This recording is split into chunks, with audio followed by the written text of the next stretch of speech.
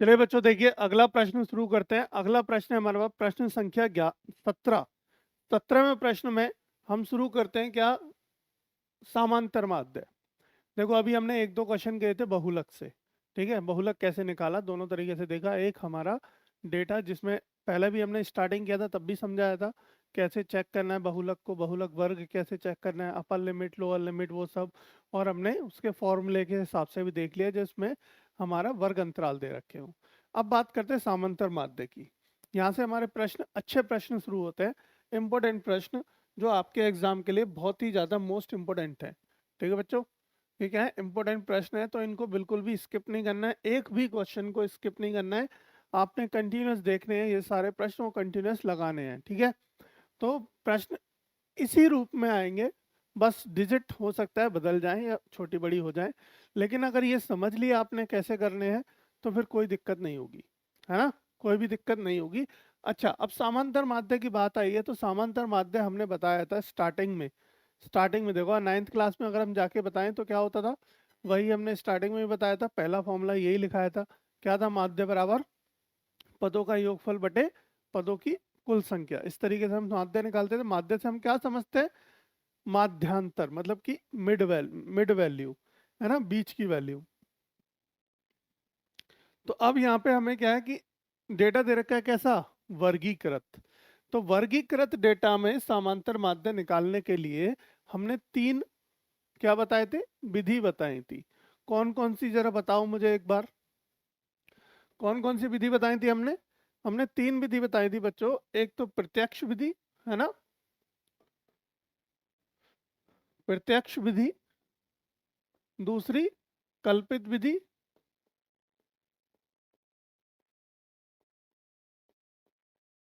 और तीसरी क्या बताई थी, तीसरी बताई थी चरण या फिर पद, चरण या फिर पद, है ना, चरण या फिर पद विचलन विधि।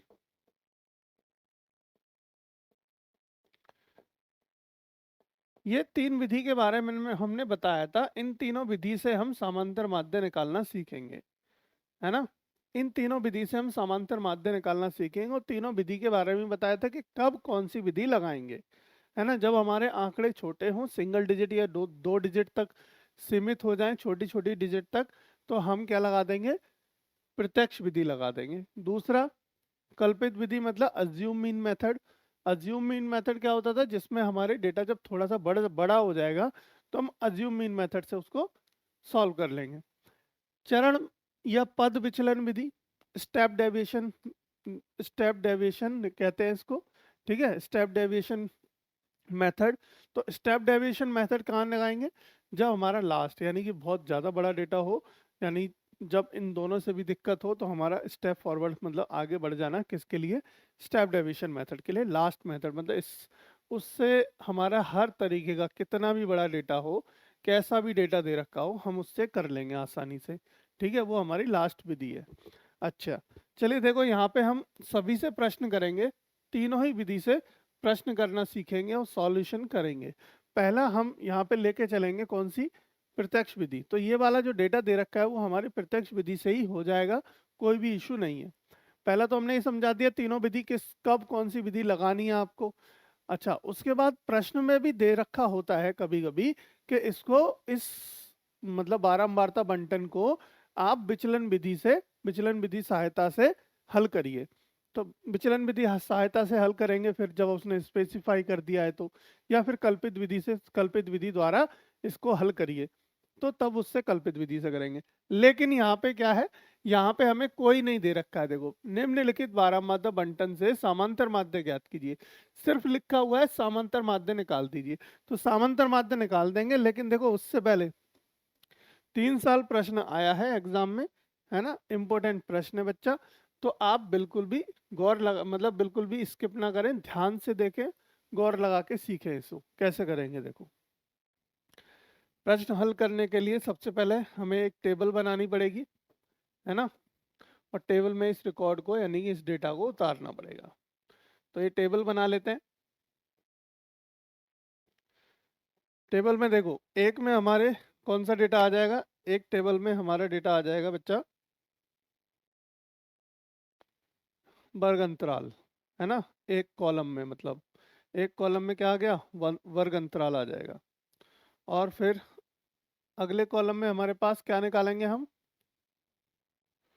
अगले कॉलम में क्या निकालेंगे, अगले कॉलम में निकालेंगे हम मध्यांतर, इन वर्ग अंतरालों के मध्यांतर निकालेंगे, ठीक है। अच्छा, उसके बाद हमारे पास क्या आएगा, उसके बाद होगा हमारे पास x की, मतलब यहाँ पे हो गया हमारा वर्ग अंतराल, यहाँ x हो गया, यहाँ पे बारंबारता आ जाएगी, बारंबारता आ गई।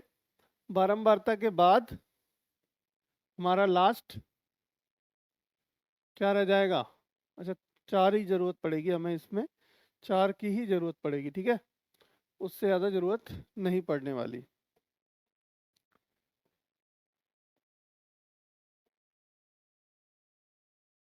उससे ज़्यादा की हमें ज़रूरत नहीं पड़ेगी, तो चार ही, चार में ही डिवाइड कर लेते हैं इसको, टेबल को, ठीक है।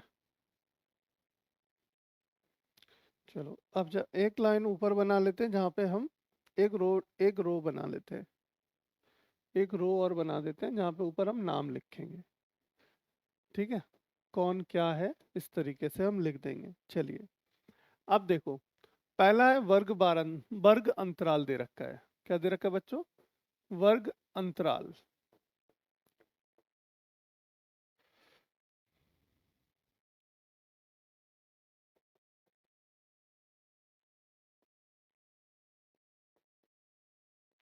अच्छा, दूसरा क्या दे रखा है, बारंबारता दे रखी है, बारंबारता, ठीक है। अब तीसरा क्या, ये तो इसको बारंबारता को यहाँ नहीं लिखेंगे, बारंबारता आगे ले जाएंगे, यहाँ लिखेंगे हम, सॉरी, यहाँ पे हमें लिखना पड़ेगा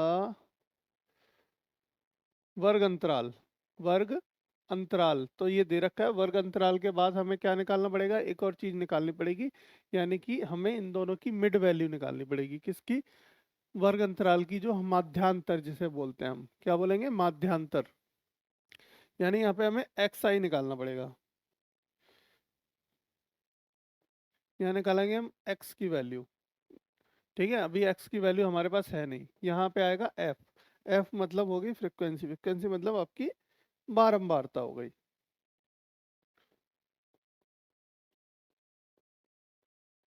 और यहाँ पे लास्ट में क्या निकालेंगे, एफ एक्स, क्या निकालेंगे, F of x, F into x, ठीक है। चलिए अब इसको हल करना शुरू करते हैं। पहले नोट डाउन करेंगे हमारी वर्ग अंतराल जो दे रखे हैं उन वैल्यूज को, 0 से 10, 10 से 20, 20 से 30 और 30 से 40, 40 से 50, है ना, 10 से 20, 20 से 30, 30 से 40, 40 से 50, पाँच दे रखे हैं, 1 2 3 4 5, हाँ, पांच वैल्यू दे रखी हैं। अब पहले तो बारंबारता लिख लेते हैं जो दे रखी है हमें, 8 12 10 11 9, 8 12 10 11 और 9। अब देखो x का मान निकालना है हमें, ठीक है, प्रत्यक्ष विधि के सहायता से हम इसको हल कर रहे हैं, ठीक है, प्रत्यक्ष विधि से सहायता से हम इसको हल करेंगे, माध्य निकाल रहे हैं। तो माध्य मतलब x बार बताया था हमने, x बार से डिनोट करते हैं, x बार बराबर क्या होता है, फॉर्मूला इसका summation F I x I upon summation F I, यही बताया था, summation F I x I upon summation F I. चलिए तो थोड़ा सा और बढ़ा लेते हैं क्योंकि नीचे हमें सम करना पड़ेगा, तो और एक लाइन यहाँ से ख़त्म कर देते हैं इसको, बस यहाँ तक ज्वाइंट कर देते हैं। चलिए तो हमारे पास ये वर्ग अंतराल हो गई, ये बारंबारता हो गई। एक्स का मान कैसे निकालेंगे, किसी बच्चे को पता है, जल्दी से बताए कि एक्स का मान कैसे निकालेंगे। एक्स का मान निकालने के लिए हम क्या करेंगे, upper limit plus lower limit divide by 2, upper limit plus lower limit divide by 2, यानी मध्यांतर होता है ये। मध्यांतर कैसे निकालेंगे, इसको और इसको जोड़ के 2 से डिवाइड कर दो, 10 और 0 जोड़ेंगे 10 होगा, डिवाइड करेंगे 2 से तो 5 होगा, है ना। अब 20 और 30 को जोड़ेंगे कितना होगा, 20 और 10 को जोड़ेंगे कितना होगा, 30 होगा। 30 को 2 से डिवाइड करेंगे कितना आएगा, 15 आएगा, है ना। कितना आएगा बेटा, 15 आएगा। अब देखो इनमें कितने का अंतर है, 10 का अंतर है, तो 10 10 का अंतर करते जाओ, यानी कि अगला क्या होगा हमारे पास, 25 होगा, फिर 35 होगा, फिर 45 होगा। ये हमारे x का मान आ गया। ठीक है, क्या आ गया, x की वैल्यूज निकल के आ गई। अब f इंटू एक्स करना है, यानी f का x में गुणा करना है, तो गुणा कर दो। 8 पंच 40, ठीक है, 12 पंजे 60 का 0, हासिल लगा 6, 12 एकम 12 और 6 18, 180 हो जाएगा, है ना। और ये कितना हो जाएगा, 250, 250 हो जाएगा। क्लियर भाई, 10 का गुणा करेंगे 250 हो गया। अब ये 11 पंजे 55 का 5, ठीक है, 11 ती 33 और 5 38, 385 हो गया। ये कितना आ गया, 385 आ गया। अब 9 पंजे 45 का 5, यहाँ से लगेंगे 4, और 9 चौक 36 और 4 40, यानी कि 405 आ गया। ये कितना आ गया, 405 आ गया। चलिए, अब हमें क्या करना होता है, देखो यहाँ फॉर्मूले में देखो, समेशन एफ आई एक्स आई, मतलब summation F I F x का, यानी एफ एक्स का सम निकालिए। सम मतलब यहाँ पे हम सम निकालेंगे, यहाँ पे इन सब का योग करेंगे यानी जोड़ करेंगे, और यहाँ पे हम किसका, इसका भी योग करेंगे, समेशन एफ आई का। तो इन सबको जोड़ लीजिए। देखो यहाँ पे कभी कभी ना डायरेक्टली यहाँ पे दिया गया होगा कि इतने हमारी फ्रिक्वेंसी यानी इतनी वैल्यूज है, इनको जोड़ लीजिए। तो जोड़ देते हैं, देखो 9 और 1 10 हो गया, नीचे 10 हो गया, 10 और 10 20 और 10 30, 30 8 और 12 20 होता है, 20 और 30 50, यानी कि 50 आ गया। तो एफ आई कितना निकल के आ गया, 50। इसका मतलब मेरे पास नीचे कितनी वैल्यू आ गई, 50 आ गई। सम सम हमारा कितना आ गया, 50 आ गया। अब ऊपर का योग कर लो इसका, भाई इसका योग कर ले, चलो करते हैं। 5 देखो ये हो गया, मतलब 5 और 5 10 हो गया, 10 का ये हो गया 0, पीछे क्या आ गया, 0 आ गया। चलिए, कैरी लग गया, एक हासिल का 1 लग गया, तो 1 और 4 और 1 5, 5 5 10, ठीक है, 10 हो गया, 8 दूनी 16, ठीक है, 16 और 10 26, 26 का 6, कैरी लग गया 2, 2 लग गया कैरी, ठीक है। 1 और 2 3, 3 दूनी 6, 3 दूनी 6 और 4 10, 10 और 2 12, ऊपर को क्या 2 कैरी था 12, तो 1260 कितना आ गया बच्चे, 1260 आ गया, है ना। चलो, अब देखो 1260 यहाँ ऊपर आ गई वैल्यू हमारी 1260। अब देखो जीरो से तो जीरो कट गया, है ना बेटा, जीरो से जीरो कट गया। अब कितना बच गया, 126/5, ठीक है। कितना बचा हमारा, 126/5। अब 5 से डिवाइड कर दो, 5 दूनी 10, 2 बार कटेगा 2 बचेगा, पचम 25, ठीक है, 1 बचेगा, 5 दूनी 10, इसका मतलब 25.2, 25.2 हमारा क्या निकल के आ गया, एक्स बार का मान, यानी कि माध्य है। 25.2 निकल के आ गया बेटा एक्स बार। अब देखो ऑब्जेक्टिव खत्म हो गए, और हमारे शुरू हो गए हैं क्या, अति लघु, यानी कि 2 नंबर के प्रश्न। ये 2 नंबर इलाके, इससे ज़्यादा है नहीं, 2 नंबर से ज़्यादा का नहीं है ये प्रश्न। 2 नंबर, क्योंकि सिंपल कैलकुलेशन है, ज़्यादा कुछ है नहीं, बहुत ही ईजी कैलकुलेशन है ना। तो ये हमारे पास 25.2 क्या आ गया निकल के, समांतर माध्य, जिसको हम एपी कहते हैं, ठीक है, अर्थमेटिक मीन, ठीक है, अर्थमेटिक मीन कहते हैं, एपी से भी कहते हैं। तो एपी क्या हो गया हमारा, 25.2। समझ में आ गया सभी बच्चों को, किसी को कोई डाउट कोई दिक्कत कि इस प्रश्न में। देखो एक और प्रश्न करेंगे डेफिनेटली इससे हम, समांतर माध्य से, ताकि और भी क्लियर हो जाए। एक हमने कर लिया वर्ग अंतराल से, एक ऐसा करेंगे जिसमें वर्ग अंतराल ना हो, है ना।